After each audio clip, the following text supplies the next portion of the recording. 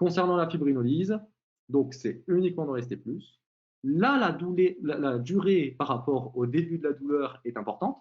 Autant pour coraux ou pas coraux, ce n'est pas le problème, c'est l'ECG qualifiant. Autant là, on ne fibrinolisera que si la douleur a débuté il y a moins de 6 heures.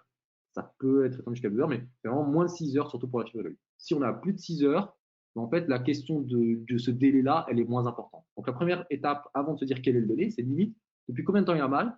Moins de 6 heures, donc oui, je peux fibrinoliser, mais est-ce qu'il faut que je le fasse? Et bien là, le délai, ECG qualifiant, coronarographie. Vérifier les contre-indications.